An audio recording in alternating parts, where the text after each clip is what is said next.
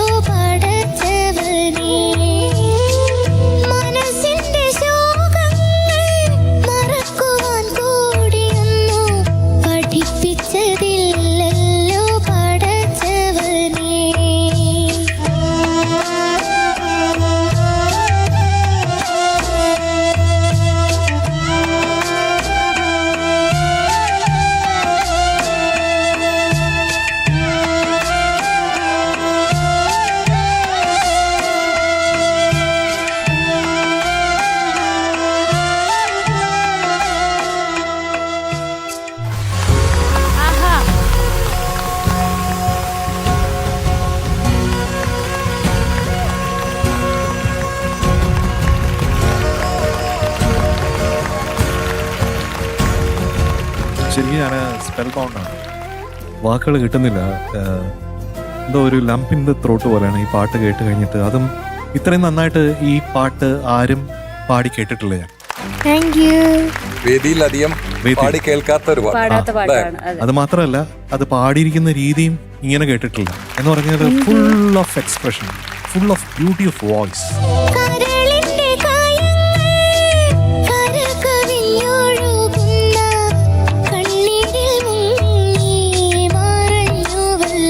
നമ്മുടെ മൈദുവിന്റെ ശബ്ദം ഈ പാട്ടിന് ഇങ്ങനെ ഇഴുകി ചേർന്ന് കിടക്കും.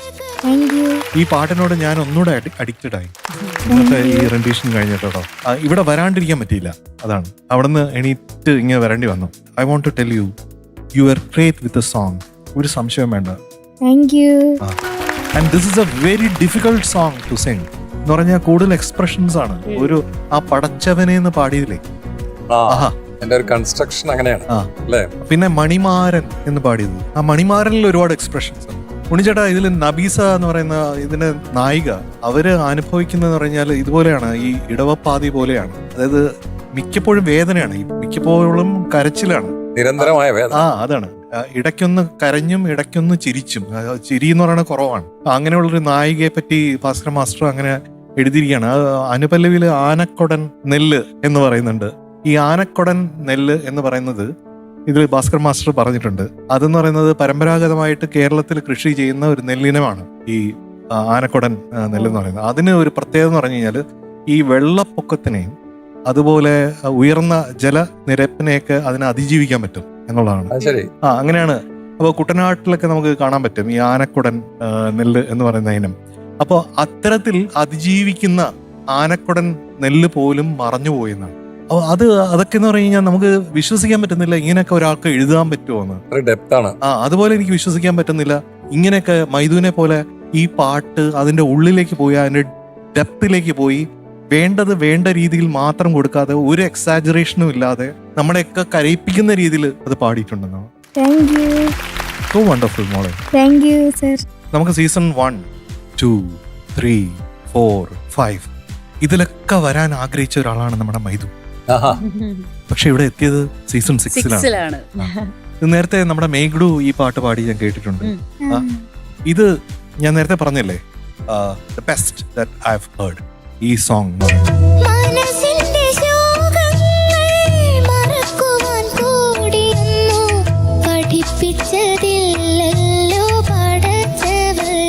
പിന്നെ ഐ ട്രസ്റ്റ് എന്ന് പറഞ്ഞാൽ ഈ ശബ്ദം കൊണ്ട് നന്നായിട്ട് റിഹേഴ്സ് ചെയ്ത് പ്രാക്ടീസ് ചെയ്ത് മുന്നോട്ട് വരികയാണെങ്കിൽ നമുക്ക് സ്കൈസ് ദ ലിമിറ്റ്. അപ്പൊ ആ രീതിയിൽ എല്ലാം കാണട്ടെ. അങ്കിളുടെ ഹൃദയം നിറഞ്ഞു, മനസ്സ് നിറഞ്ഞു, വാക്കുകൾ പറയാൻ പറ്റാത്ത രീതിയിൽ അങ്കിളിനെ എത്തിച്ചു. അത് സാധാരണയല്ല. പ്രത്യേകിച്ച് ഈ പാട്ടിനോടുള്ള കൂടുതൽ ഇഷ്ടം കൂടെ കൊണ്ടായിരിക്കാം എനിക്ക് അങ്ങനെ തോന്നുന്നത്. പക്ഷെ ഇന്ന് കൂടുതൽ ഇഷ്ടപ്പെടുത്തിയത് നമ്മുടെ മൈഥുവിന്റെ പാട്ടാണ്. ഗോഡ് ബ്ലെസ് മോളെ. ഒത്തിരി സ്നേഹം, ഒത്തിരി അഭിമാനം. ഹായ് മൈദുക്കുട്ടി. ഹലോ. ഇത് മൈഥിലി ശ്യാമ ആണോ എന്ന് സംശയിപ്പിക്കുന്ന വിധത്തിൽ ഇന്നത്തെ ലുക്ക് മാറിയിട്ട് വന്നിരിക്കുകയാണ്. എന്താണ് അതിന്റെ രഹസ്യം? പക്ഷെ ആ ലുക്ക് മാറി വന്നോണ്ടോ എന്ന് അറിയില്ല, പാട്ട് ഒരു വേറെ ലെവലിലേക്ക് കൊണ്ടുപോയിന്ന്. ഒരു അൺബിലീവബിൾ ആയിരുന്നു ശരിക്കും. പെണ്ണെടുക്കാൻ സമ്മതിച്ചില്ല, അത്രയും ഭംഗിയായിട്ട് പാടി. നമുക്ക് കേൾക്കുമ്പോൾ വളരെ സാധാരണമായിട്ടുള്ള ഒരു പാട്ട്, പക്ഷെ ഒരുപാട് ഫീലിങ്സ് ഉള്ള, ഒരുപാട് ഇമോഷൻസ് ഉള്ള ടെക്നിക്സ് ആൻഡ് ലിറിക്സിന്റെ ക്വാളിറ്റി, ക്ലാരിറ്റി എല്ലാം മോള് പെർഫെക്ഷനോട് കൂടി ചെയ്തു. സിംഗിങ് ടെക്നിക്സിനെ കൺസീൽ ചെയ്തിട്ടുണ്ട്. അതൊരു വലിയൊരു എക്സാക്ട്ലി ഫീൽ വെച്ചിട്ട് ചില സ്ഥലത്ത് നമുക്ക് നമ്മളെ അതിശയിപ്പിക്കുന്ന വിധത്തിൽ പാടി മോള്. എന്താ അതിന്റെ മാജിക് എന്താണ്?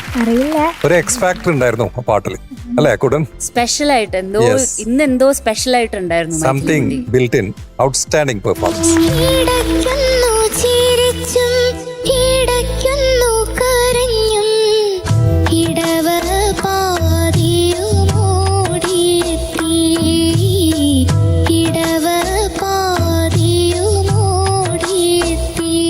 മോളെന്നെ ചിലപ്പോ എക്സ്പെക്ട് ചെയ്തിട്ടുണ്ടാവില്ല അല്ലെ? അത്രയും.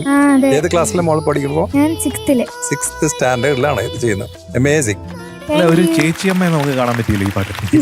അതിന്റെ ഒരു എക്സ്പീരിയൻസ് ഉണ്ട്. യെസ് അനിയത്തിമാരെ ഒരു അമ്മയുടെ സ്ഥാനത്ത് നിന്ന് കാണുന്ന ആളാണ് ഈ 6ാം ക്ലാസ്സിലും. എക്സാക്ട്ലി. അതാണ്. അപ്പൊ അതിന്റെ സ്നേഹം നമുക്ക് ഈ പാട്ടിൽ കാണാൻ പറ്റും.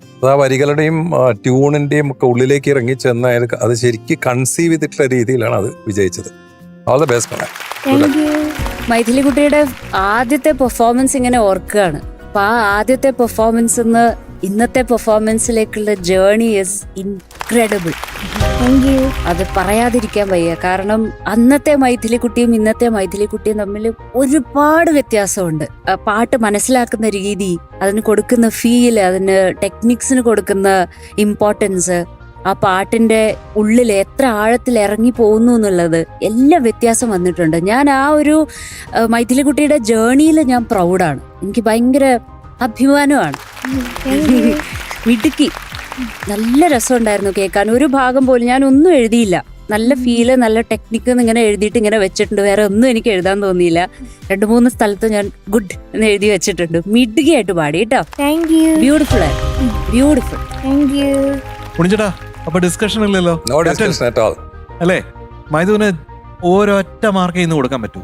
That is going to be 100 + 5 stars.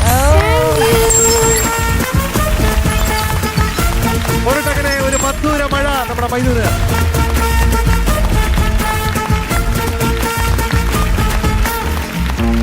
അപ്പൊ ഇനി സംശയമില്ല, നമ്മുടെ best performer of the day Maithu. ഒരാള് വരുന്നുണ്ട് ചോക്ലേറ്റ് എടുക്കാൻ. ഒരു പാവം കുട്ടിയാണ് കേട്ടോ. എപ്പോഴും ഇങ്ങനെ ഒന്നും പറയാതെ അവിടെ ഇരിക്കും. മിടിക്കാണ്. പക്ഷെ എടുത്തോ.